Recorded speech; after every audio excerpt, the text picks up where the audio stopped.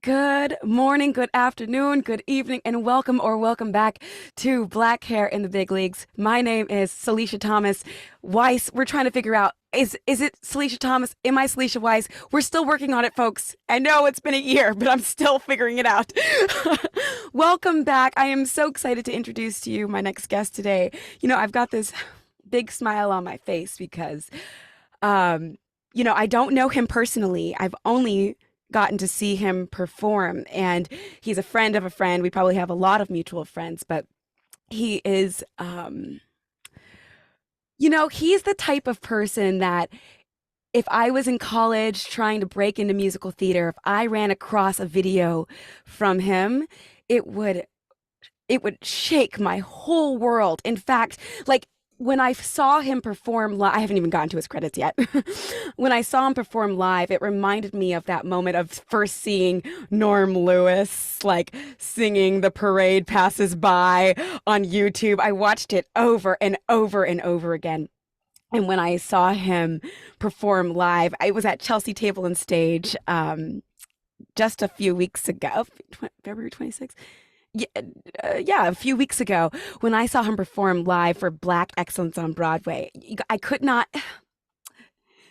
couldn't even get my phone out to video it because I was so shook. I was so stunned, and I still can't explain this reaction that I'm having. I'm not even this person. I just sat there and tears streamed down my face and I didn't know why. That's the type of presence that we have on the call today. So let me just cover some of his credits. Let's see. Emmy award-winning Broadway, TV, and voiceover actor. He was in, and some of these are OBC. He'll tell us when we bring him on. But he was in Carousel on Broadway, The Color Purple on Broadway, Memphis on Broadway, Miss Saigon, and most recently, I know for sure original Broadway cast of MJ the Musical, which is one of my favorites. You guys, it is just so, no matter what you think about Michael, the show is so well done. The music is hit after hit after hit. I saw him on stage just incredible. He also originated the first national tour of Cinderella and was in the all-black cast of Oklahoma at DCPA, Denver Center of the Performing Arts. Do you guys remember when that happened? And I saw some video clips of it. Just awesome. He's also an accomplished voiceover and commercial artist, having done KFC, Pepsi, Nickelodeon, Chili's, Chase Bank, Squarespace, various video games, and so much more. Y'all, please help me welcome this gift, this talent, and this presence of a soul and an aura, Antoine L Smith. Hello. Ooh, what an introduction. Listen, what a presence. Thank you. How are you today? How is your heart today? Where in the world are you today? How are we doing? I'm very well today. My heart is in a great place. You have just filled it immensely, so I thank you for that. But the day has started off greatly. Greatly already. Amen. Are you in New York City? I am in New York City right now, yes. Me too. Wow, we have so much in common. You know what? I thank you for taking the time out to come on here. It feels like an honor to talk to you, and I feel like since I just brought it up, can we just like recap on that moment when you honored Chuck Cooper? Yes. From the original Bus in Carolina Change. Yeah. What? Did you know he was going to be there? So I did know he was going to be there. Aisha Jackson, who produced and directed this beautiful night of Black excellence, she had this great idea of inviting our Black artists who have paved the way for us on Broadway and beyond. And she wanted us to actually give them their flowers in person while they were still here, not to get all, sappy, but while they were here with us, to actually be able to honor them in person. And she asked me specifically if I would honor Chuck Cooper and if I would sing The Bus for him. And without even hesitating, I said, absolutely. Oh. I said, yes, I knew the pressure was on. Yeah. How did you do that? So you knew the pressure was on. Could you see him in the audience? I could absolutely see him in the audience. Yes. Okay, and so when you are singing somebody's song that they originated on Broadway and you're like Not even in there, originated, but like obviously knocked it out of the park. So yes, yes. And also Chuck Cooper, I did not know who he was when he walked in the room, but he also has a presence. He's one of those oh, people that when you walk by him, you're like, I don't know who you are, but I know you're somebody. He is like, somebody. He has, yes, incredible presence, incredible aura, energy, yes. all of that. So, Demand okay, respect. you knew that he was in the audience. You knew the pressure was on. How, because I really struggle with this, Antoine. How do you deliver such a I don't like such a groundbreaking performance when there's so much pressure? Right. Um, I, to me, it's about stepping outside of who Antoine is and honoring this person's greatness. So just knowing that I had to do that, it was just like, although there was pressure, there was also excitement. There was also, you get this opportunity to honor this person. Like, how many times will you get the opportunity to honor this person? And Chuck even said, like, that was better than winning the Tony because he was being honored by his own people. Wow. So Oh my that's, God. and to get the stamp of approval from the Chuck Cooper that I did an amazing job. Like, if I never sing that song again, I mean, of course I will. But if I didn't sing that song again, I would be happy just because he gave me the stamp of approval. Did you talk to him before or only after? No, only after. Okay. He didn't want the, yeah, only after. Okay. And so you've been in a lot of high pressure situations. So is that how you go about it every time? Like when the stakes are on, I imagine you performed on the Tonys. Like Right. when the pressure is on, when the lights, the camera, the action, it's all it's go time. Like is that how you center yourself every time? Is there anything else in your process? That's mainly how I center myself. Like, we have a responsibility to those people who are watching us, those people who are looking up to us. So, you have to completely make it not about yourself, still about yourself, but, Right. also keeping in mind that you have a duty to other people at the Okay. same. Amen to that. Have you always been like this? Was there ever a switch from, can I do this to, oh, I'm doing this? Or was it always just out the womb? You're just confident. I don't think that there was ever a can I do this because I've always wanted to do this. So I guess I knew that I could. I mean, Yeah. I don't think I've ever had that moment of can I do this? Just because I know that it is something that I've always wanted to do. Can I do it better? I guess has always been my question. And I ask myself that every time. How can I do this better? Not can I do this? I know I can, but how can I do this better?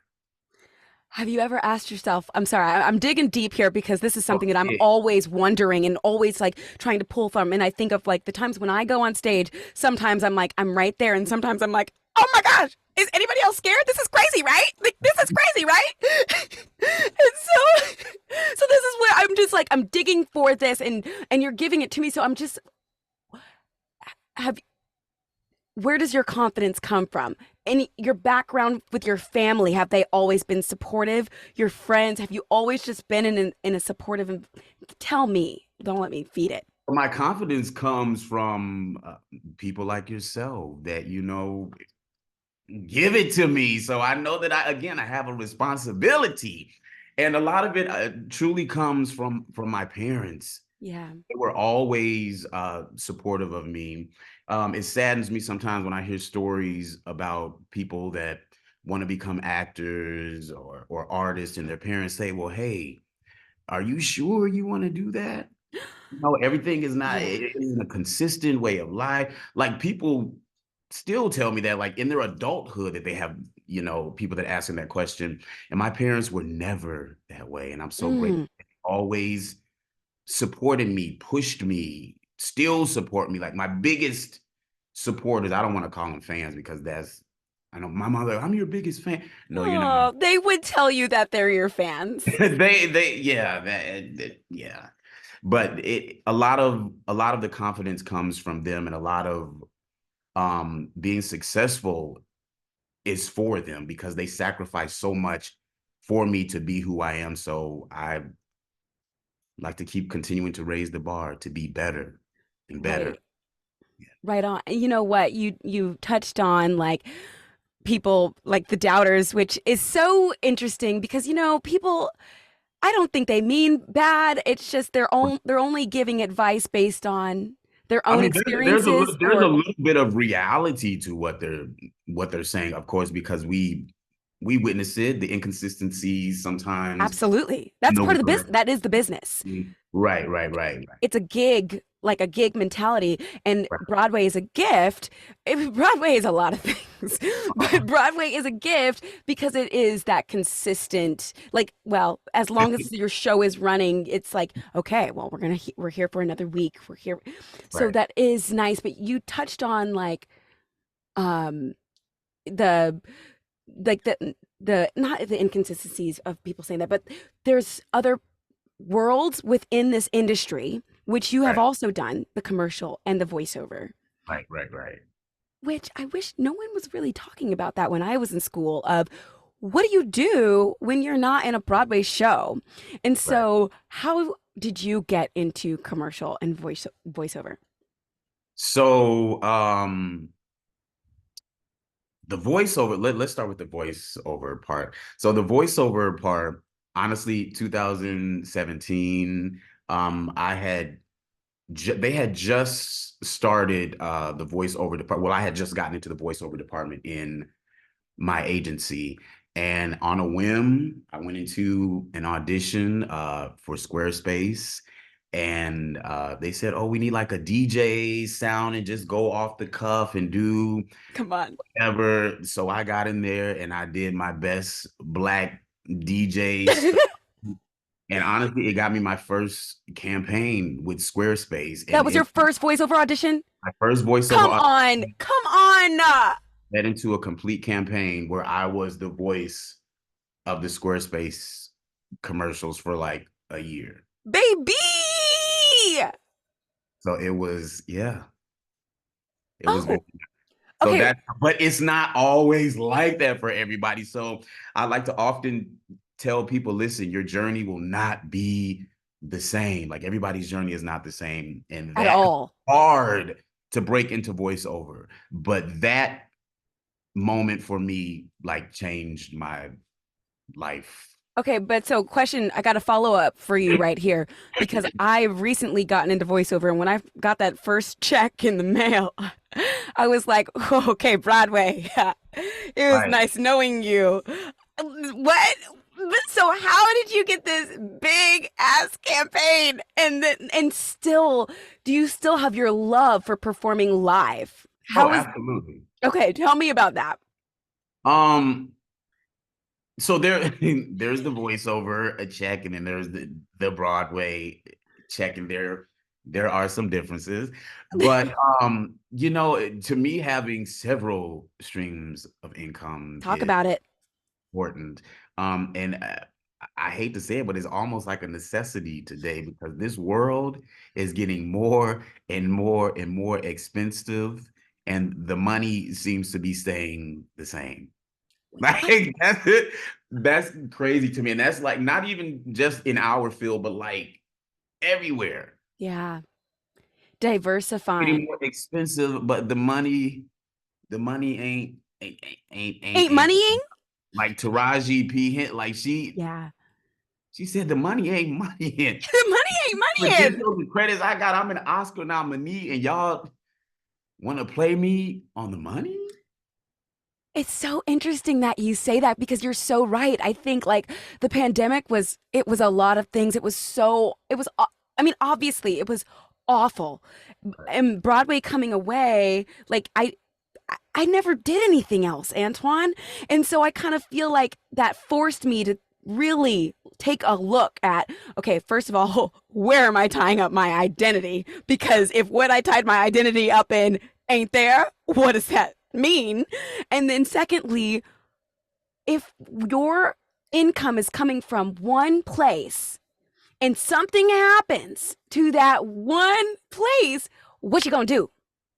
What are you gonna do? And that's interesting that you say that, because before Broadway closed, I was like, there is no way that Broadway will close, because if it does, there's no way we would ever come back. Like, that was my You mentality. thought Like, that? oh, we're gonna close for like 2 weeks and everything is gonna be fine, and then a year and a half later, Like what? with no Broadway. But during that time of the pandemic, it forced people to realize what they really could do when they had to, Mm, because the voiceover, before the pandemic, we would go into the studios, we would audition, the directors would be there and they would say, okay, do it this way, do it that way. When the pandemic happened, everything closed. yeah, I was forced to build a studio in one of my closets in my apartment, me too. learn how to set up the setup, Yes. how to edit the edit. Like, Talk this about stuff it, Antoine. that I never in my wildest dreams thought that I would be able to do, but when I had to do it, it got done. And voiceover is what got me through the pandemic. And I mean, I voiceover world blew up because people weren't able to go and film commercials or film television. yes. So then what also started happening was those actors that never did voiceover started doing voiceover. So it became so saturated, people that had never done voiceover before. So, but now, yeah. But once you got your setup, it's another option. Once you got your setup, it's another option. So I would say to anybody, like, do what you need to do. Like, if you don't know how to do it, figure out how to do it. YouTube, Right. got And you also did video games too? video games. Yeah. That's awesome. Yeah. Yeah. Yeah. Would you ever want to do like an animated? Oh, you have. You Oh, did oh like yeah, I've done animated stuff. Yeah. My first cartoon gig was Nella and the Princess Knight. I played the father of Nella, who was the Princess Knight. Yeah. oh my gosh. To me, And that is like, recently, Dorothy and Oz is the name of it. Yeah, it just came out recently on Netflix. So if you guys want oh, to, we did? Dorothy and Oz on Netflix? Right in time for the Wiz to come to Broadway. right in time for right in time for the Wiz to come to Broadway.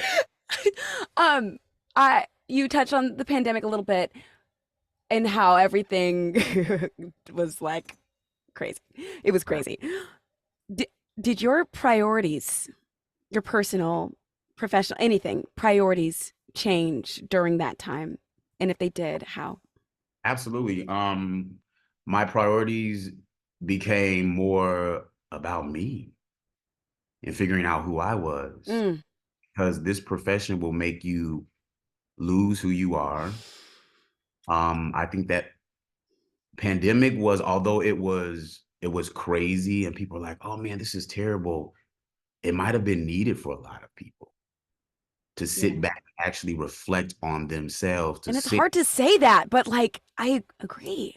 because a lot of people came out of this pandemic with businesses and are making millions of dollars because they were able to sit with themselves, sit with their ideas, and actually make them come into fruition. Because when you're running around doing auditions and trying to figure out when you have time to sleep, you have 8 shows to do, you have 37 self-tapes to do, you're losing yourself. So when you had that time to just sit and be, Yeah. unbelievable things happened. Mm.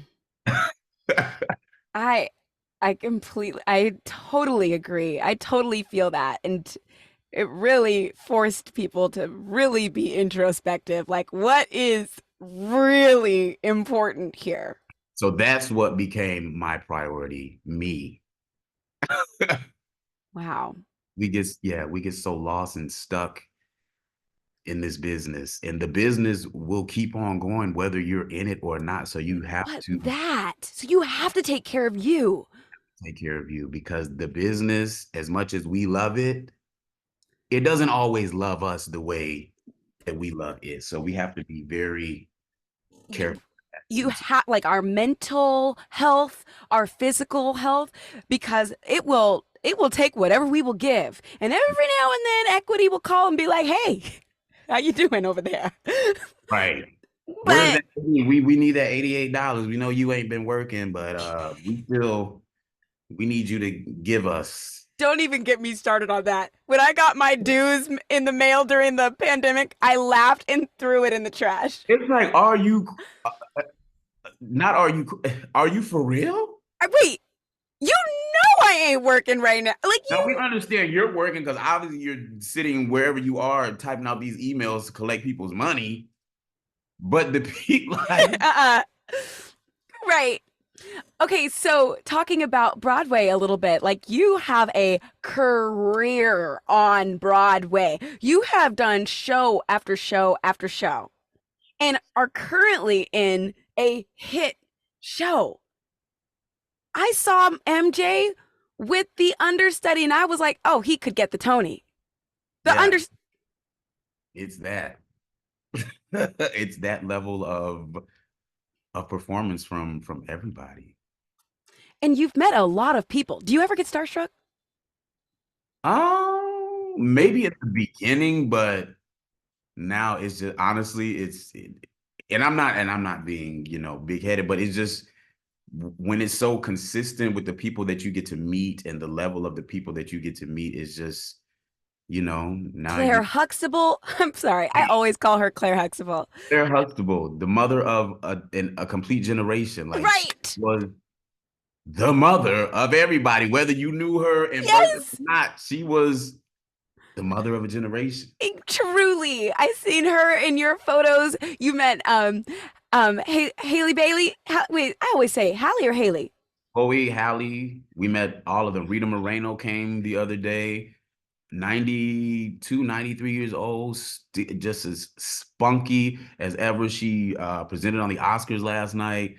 Just to like meet those kind of people, and whenever those kind of people come, they give us such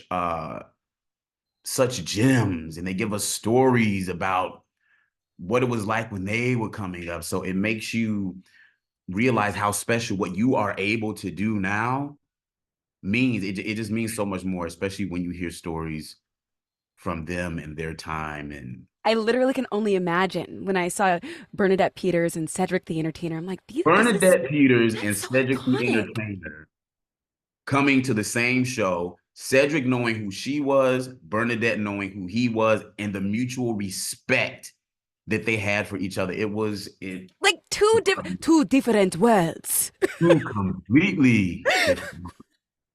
So I know we just named a lot of things, but out of your, I have a couple questions here. What is out of your whole career, and maybe it's Broadway related, maybe it's not. What has been your biggest pinch me moment? My biggest pinch me moment. Like, holy cow, mama, we made it. Oh, my biggest pinch me moment, Mama, we made it. Mhm. Ooh, man, I gotta think about that one because I feel like there have been several pinch me moments. My greatest pinch me moment, and it transcends even just being a pinch me moment, was the Color Purple revival, because the Color Purple meant so much to me before I was even cast in the revival. So for it to come full circle was truly a pinch me moment, and getting to work with that cast of people, getting to work with the incomparable John Doyle, who, oh, man, it was the most spiritually elevating thing that I have ever done. I can truly say that. Every time that we came into the room for rehearsal, it was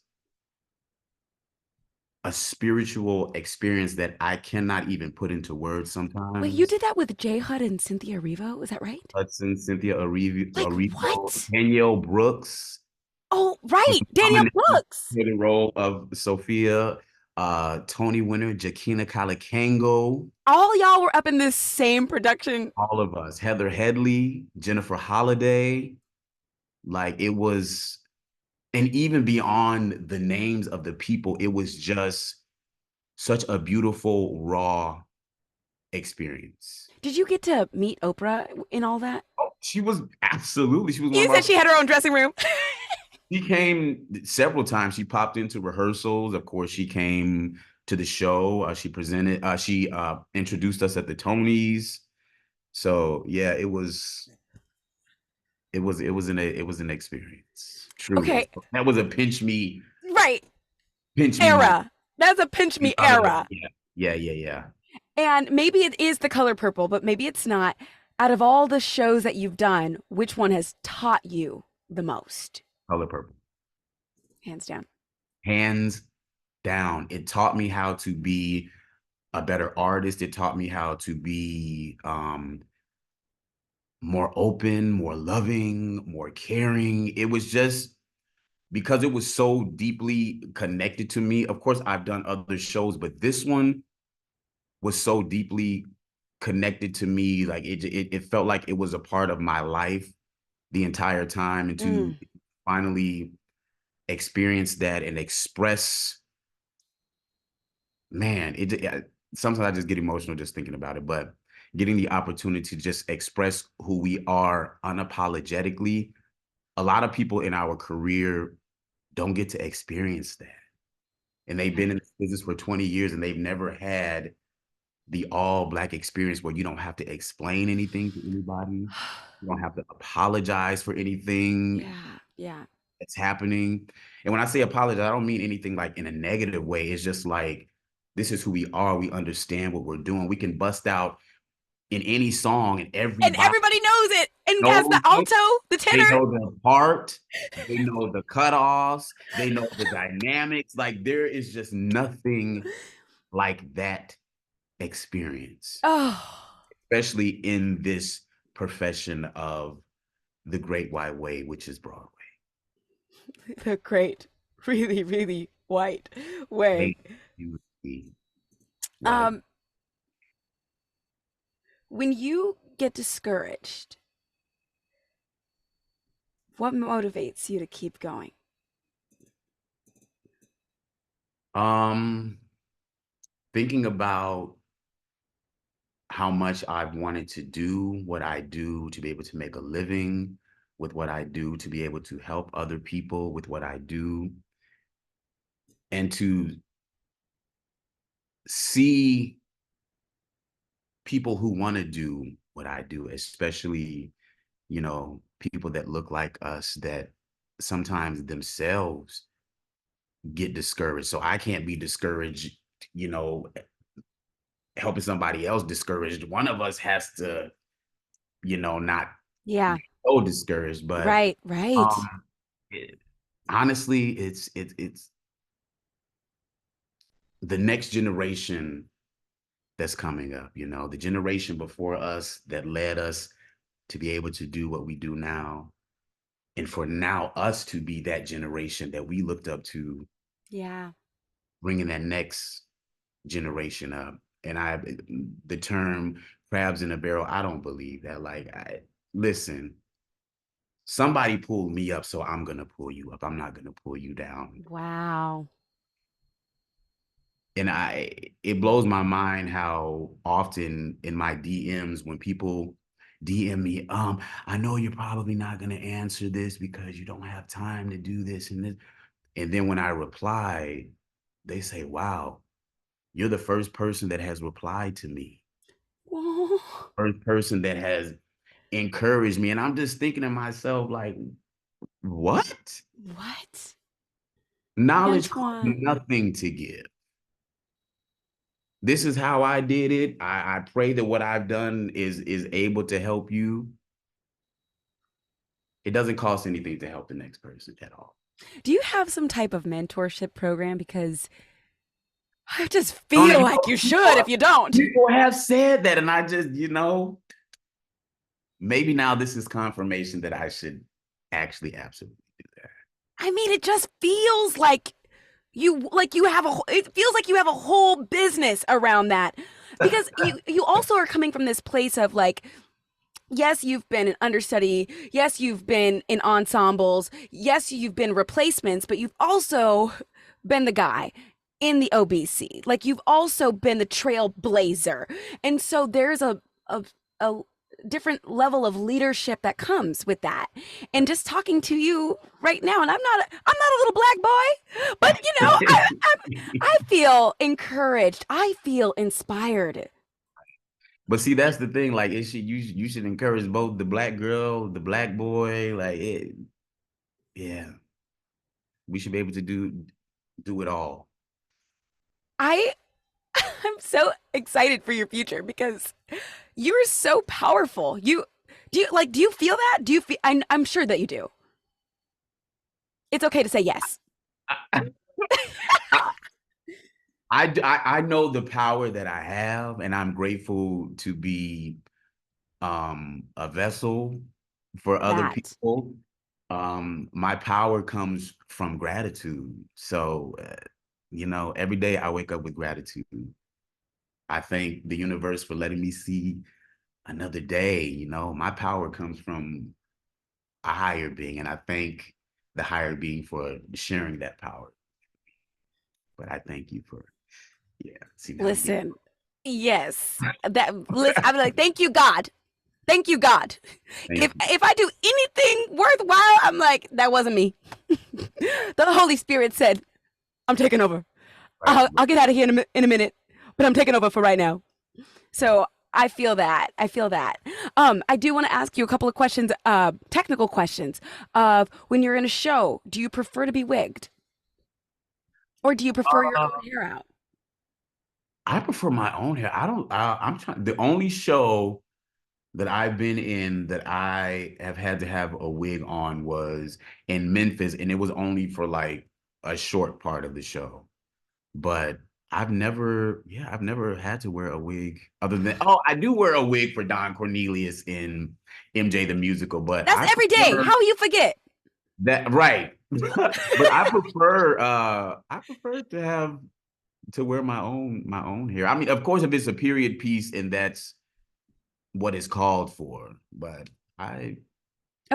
I prefer, as I will say this, I prefer as a male to wear my own hair. Now, when it comes to our sisters and they want to take care of their hair the right way, they should definitely have the option to be wigged, and they should be wigged by a person who understands their hair. Because I've seen some shows where I'm like, that person does not understand the hair. And that looks like a nail biter like this. That looks crazy. What do we do? What do we do? And then also, have you ever been asked to, I cannot believe I've never asked a male this before. Have you ever been asked to shave or cut your hair for a role? No. Never? No.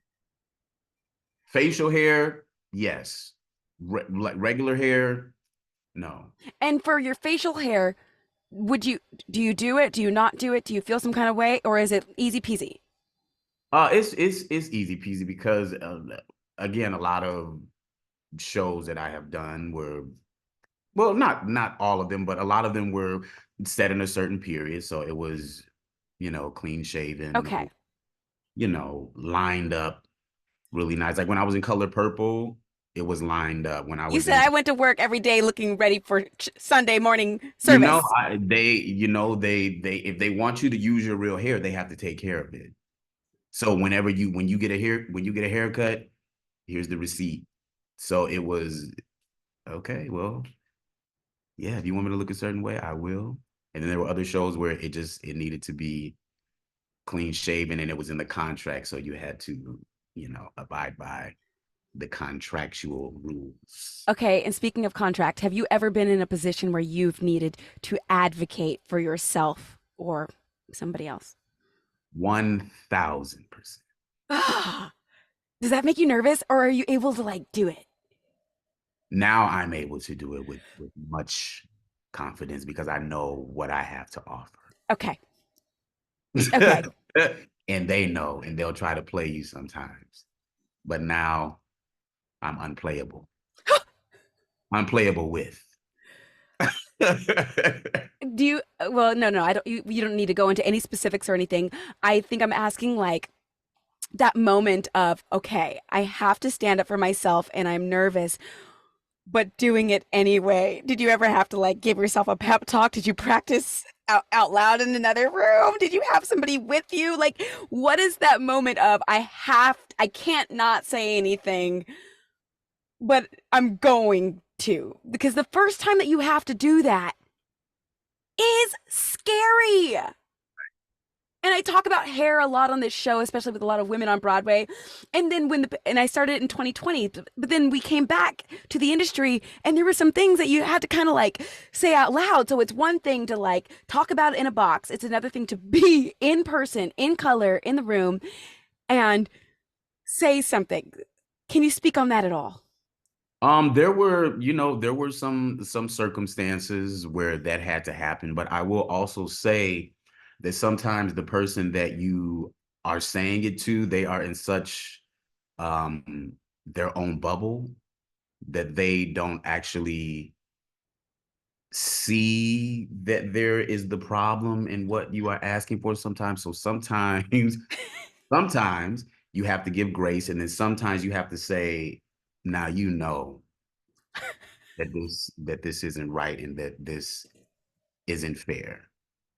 So at the beginning, yeah, tiptoed a little bit like, is there another option to maybe? And then eventually you get to say, okay, so this is not right. So we need to make sure this is what it is, not just for me, but for everybody else.